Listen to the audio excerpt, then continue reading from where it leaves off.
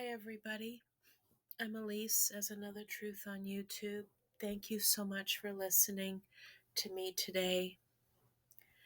I'm going to bring up some tough and hard topics around what's going on. Some themes might be uncomfortable for some people because I'm going to talk about the doxing, the abuse, and stuff that content creators on this platform are enduring. And I might bring up some general world events that I think are also relevant to this topic. So please, if you're triggered by this, come back at another time. Um, what was supposed to be a really special day for me, and it was because the course of my life has changed dramatically for the better. I'm in a new position in my life in many ways, and there are things that I'm doing personally with other people to help affect change that is positive. But I'm doing that hyper locally in my community strictly. It's not something that I want to do online, but it makes me think a lot about people's voices, who is not being heard, whose voices are being drowned out by the threats of doxing and abuse and um, um,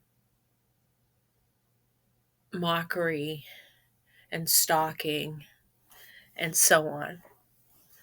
People who are financially less resilient have to calculate risks more carefully because of what it might cost them, because it could easily cost their freedom, their money, their families, and their lives. And that is ever such the problem here on YouTube. And YouTube does absolutely fuck all about it. It does nothing to deal with bad actors on this platform, people who continually intimidate victims, deal with people who use the legal system to harass, harm, and potentially kill other content creators, make people feel unsafe, unwelcome, unheard. And it does have a lot to do with smaller content creators. And I think bigger content creators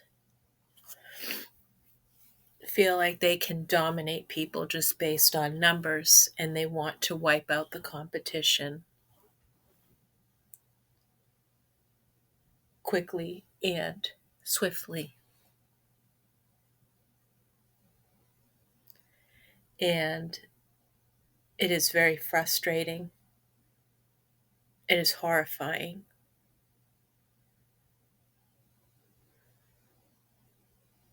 To think that can go on and this is happening. Unfortunately, as we all have heard and people have spoken out, that good Katie, and that is a moniker that Renell Smith has affectionately bestowed upon Katie from Down the Rabbit Hole at Midnight.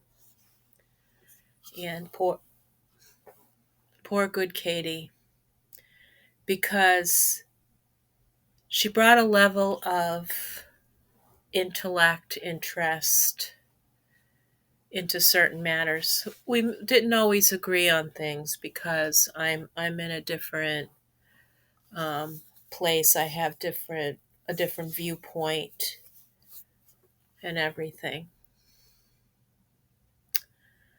And um, I am not the I'm not the one to make friends or to make connections online. I don't trust people in general. I don't trust the online community as much, especially on YouTube anyway. But I do trust that what has happened to Katie and Renell has happened. I can hear it in the voices. I heard their experiences. I didn't realize how much peril they're facing, both of them, even now. To hear Renelle's account of what she had to do with her family in the face of all of this,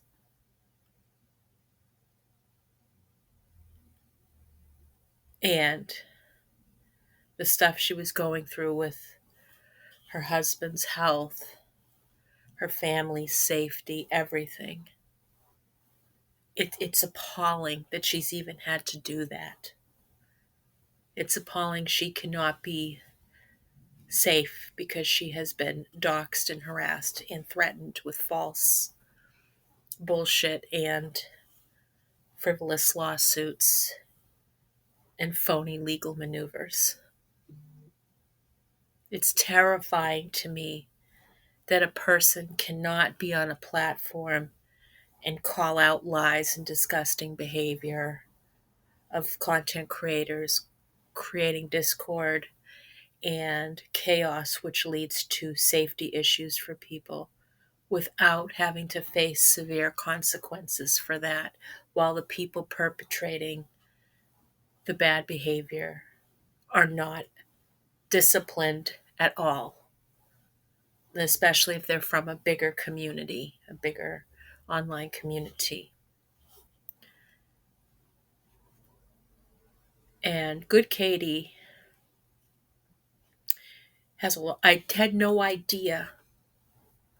I had no idea that she was in the service of others in the way she was, and how much she values her patients, the people she works for. I don't know who she works for, but I'm just saying, like, the community she serves. And and I'm not surprised, though, because of the kind of person she is, but how much reverence she has for people with severe mental illness, even when they're behaving so egregiously and inappropriate. She still had compassion at the end before she left. She still had that care and compassion for people, but her voice still mattered on this platform. We need her voice more than ever, because even though she doesn't speak out against, she doesn't do any online advocacy, her experience is so important to have on this platform. And Renelle's authenticity and intelligence and compassion is needed on this platform, because there isn't enough of it. And I'm not kissing anybody's ass. I don't know these people personally, but I know well enough. I know well enough. I know good character when I see it. I know decent people when I see it. Because I'm not delusional about people. I don't have a very trusting nature. I don't trust a lot of things. But I do know that these two women are high caliber human beings. And they're good family women. And I can appreciate that a lot. I can appreciate it as a mother myself. I can appreciate it as a human being.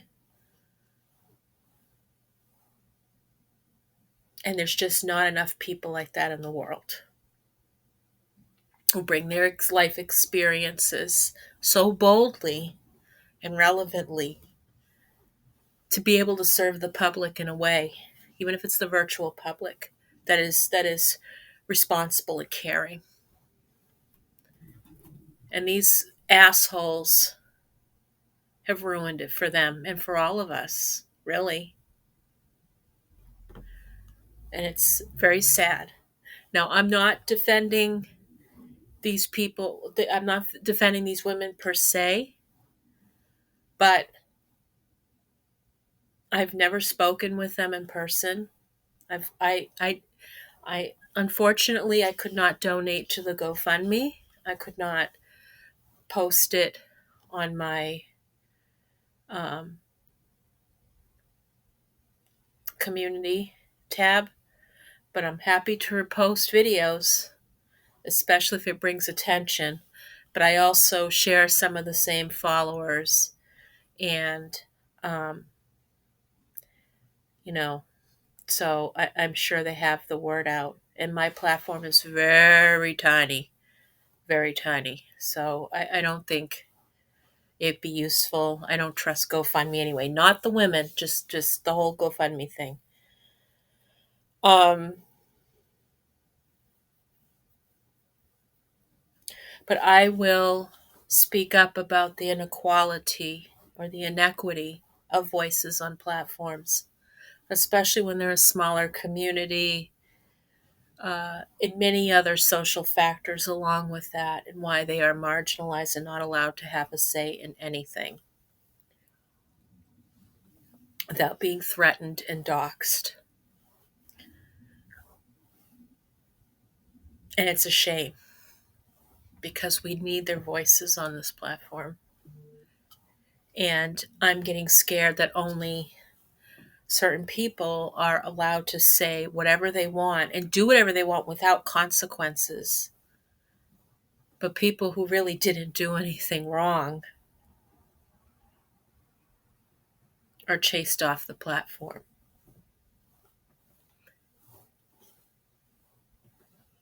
silenced by the threat because these people are less resilient financially, and they don't have the protection that they ought to have because they are human beings, they have human rights, and they deserve it to fight off these people. And sometimes they're just things you got to pick and choose your battles. Sometimes I would say this is the battle of a life. It's a battle of having a say, having doing what you need to do to take care of yourself, but also being a part of a community and being able to make changes and be able to do things. But people have to decide what's worth it and what's not for themselves. It's just a shame that people can't express themselves authentically in a way that, no, it doesn't bring harm to anybody else, like significant harm where it's concerning doxing and stuff, but shedding light on some of this bullshit that's going on. Now I can freely say that YouTube has does not care if smaller content creators or victims of abuse or stalking or harassment on the platform or through the platform or with any other platform. YouTube doesn't give a shit about users' conduct, and they will come down hard, especially if it's a smaller creator. People are mass reporting. There's no way to work through any of that, especially if YouTube is um, mostly automated. But even so, there are different rules for different people.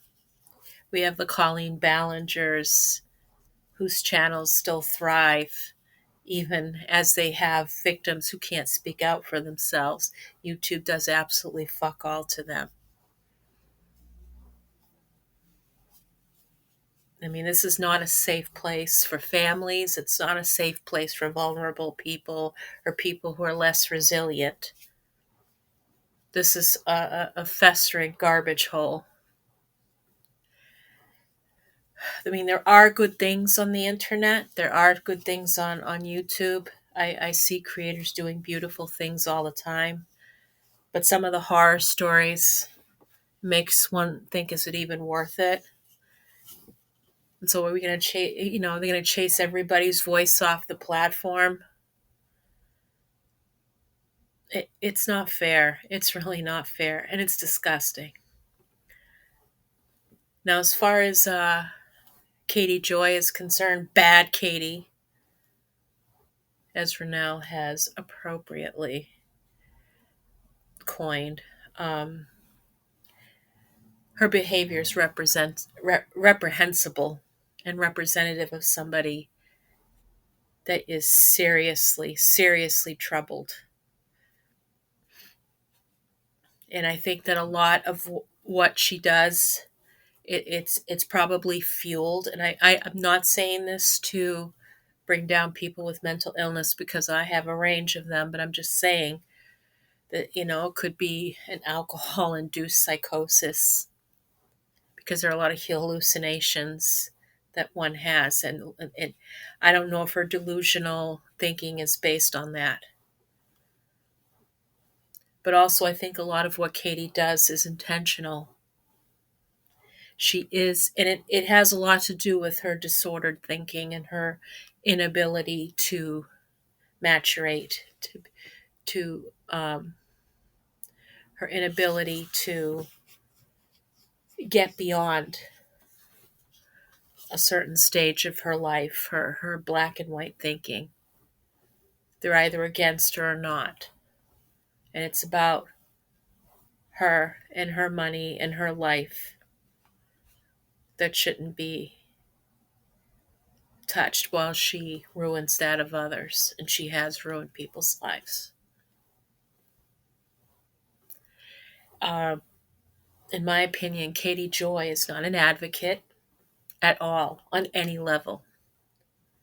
She doesn't do anything to help anybody other than to manipulate them, uh, to besmirch them, to make fun of them, to re-victimize them for profit. That's what she does. And I also believe that Katie is extremely vindictive, and she is jealous. She is jealous against Rennell and Good Katie because they have families, because they have good relationships with each other and their community members, because of their integrity, their care, their understanding, their compassion. She's jealous of those attributes. She's jealous of those things. She resents them. She resents it. I bet it just chapped her ass when Rennell talked about having this wonderful Christmas period with her family. And even though Rennell's going through a lot, but that Rennell's family is extensive. And I'm sure Katie's jealous of that, because Katie doesn't have a relationship, it seems, with her family, because she's pretty much said so. And you know what? A lot of us don't have that. But there are many of us who aren't jealous of that to the extent to Katie. A lot of us aren't like that. A lot of us don't have that type of support, but we've learned that we can take care of ourselves. That's not to say Rennell doesn't take care of herself, or Good Katie doesn't take care of herself. It's just the way of life sometimes. But I'd rather see people happy and be safe and be a part of what makes their lives good than to see people miserable. What's the point? But Katie just likes to see the world fucking burn and create problems for others in doing that. She's resentful of anybody who's smarter than her, who understands the tea drama better than her, who are more credentialed than her. She'll take people's experiences and use that for her own experience. Like mentioning that people were threatening her son. I don't know what period of time she's talking about, but it just seems coincidental after there was some allegations that somebody else on the platform was part of this. Their child is being threatened. Katie just absorbs other people's life experiences and translates those into her own. She finds a way to appropriate their experiences, to exploit that, to re-victimize these people she's already victimized by stealing their stories and making their stories seem invalid, to validating herself. She's a despicable creature. She's jealous of people who are compassionate and caring, who have support systems, who are strong. And she thinks she can bully them because she can break the law by abusing public records to harm people. I'm assuming she's breaking the law by doing that.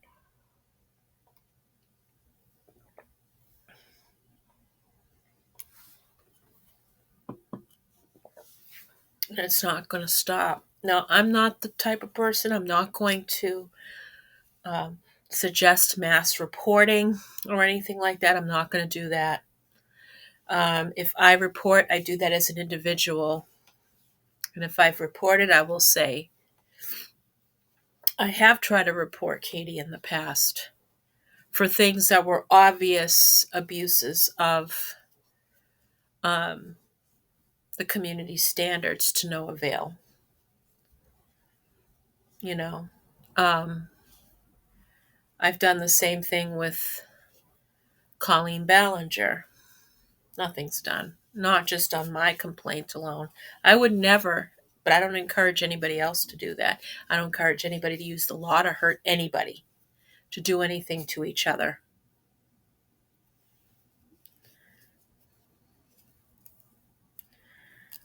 Um,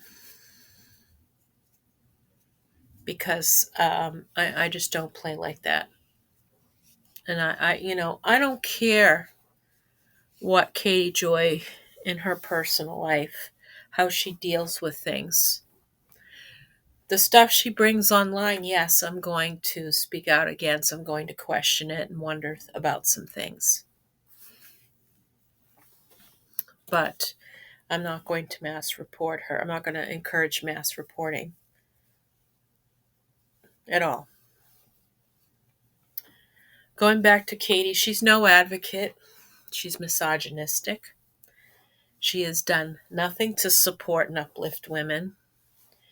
She doesn't have any idea of what it is like to work, of being someone part of a cult.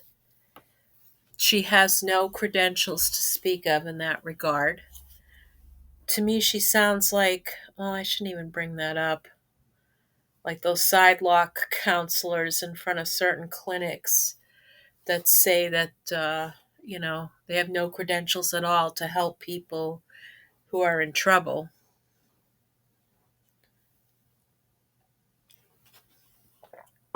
She doesn't, she doesn't, she doesn't care about what happens to these people. She cares about using their experiences to make a mockery out of them, because she mocks people in these cults and these organized groups. She mocks them. She doesn't treat their experiences with reverence. She is not certified or qualified to do any of that kind of work. It's one, she has no skill in working with the public. Her communication skills are abhorrent. They're disgusting. They're insensitive. She is not trustworthy. She is not respectable, in my opinion. She has done nothing to help people in trouble without using their experiences as her own experience, or using that to throw back in their face, because she knows exactly how to target vulnerable people. She has done everything she could to attempt to bankrupt the Duggar women who are doing their sponsorships. You don't do that to women trying to make a life for themselves. And she still blames women for what men do, for what men choose to do. Because ultimately they must have done something. They're doing something to keep the problem alive. And that's a bad Katie problem. That's not a community problem. She hates women. She especially hates women of color. The way she used to mock Tough Topic was disgusting and despicable. The way she treats Renelle is disgusting. And she hates women who have faith. Listen, I'm an atheist. Okay, I speak my mind. I don't care who likes me, who doesn't like me. But you don't marginalize somebody because they believe in God. Just the way that I shouldn't be marginalized because I'm an atheist.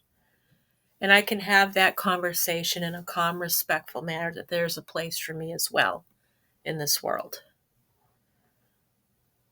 But Katie just tears them to pieces. She tears people to pieces. And she's allowed to do this time and time again. You know, say what you will about Emily D. Baker. There are some different opinions. But Katie's jealous of Emily D. Baker. Katie can't make mature assessments about people, about behavior, about the way things work, because her jealousy takes over her. Her vindictiveness clouds her judgment.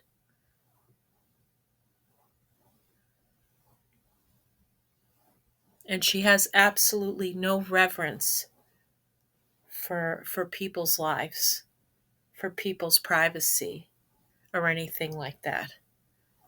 So no, Katie doesn't care about these people. It is humbling when you say, you know what, I don't have the skills or the credentials to do this. These are the steps I need to take to do that. Now, sometimes even credentialed people who are supposedly responsible people don't always act responsibly. But that doesn't mean to be a renegade asshole and pretend that you're something you're not, and do the same thing, that's the very thing that you hate other people doing. You still have to take the steps to be responsible, credentialed. There is something that I want to do with my own life.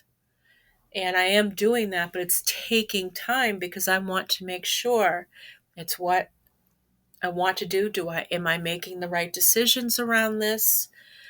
And getting involved and doing things will help me understand where I'm going to be in the doing of it, and being credentialed slowly. Learning new skills takes time. Because life is, there's a thing called life learning. Have you ever studied adult pedagogy? It's interesting because, I was an adult learner in college. It was much different when I was in my 20s in college. Much different experience.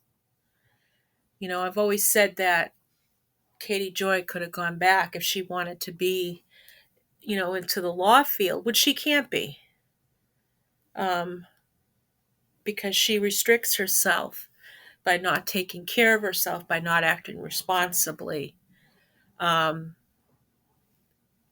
not doing the things she needs to do to prepare for that.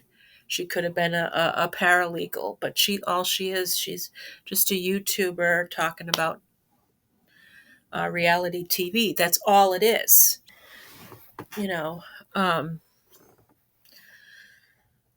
unrealistic perception of her power and her strength and who she is, because she hasn't really evaluated herself or have herself evaluated, to be realistic, but to be kinder to herself, that yeah, she doesn't know everything. She needs to learn stuff and do things. She has a very grandiose sense of self. And it's not based on reality. It's based on her own delusions about what and who she is. She doesn't do any of these things in reality. In fact, what she does is puts people in harm and in peril. But she knows that she has no boundaries, and she feels like she's untouchable. And that's unfortunate, because the bad behavior coming from her is going to hurt more people. It has to be dealt with. Whether she chooses to deal with it, that's on her own. But I really wish that the powers that be at YouTube would investigate this and do something about it. Because she's already caused enough damage on here. She's not responsible for all of the nonsense that's going on, but she is the engine behind a lot of it, in my opinion. And I hope that it stops soon before someone ends up getting seriously injured or killed, in my opinion. Anyway, that's it for me for now.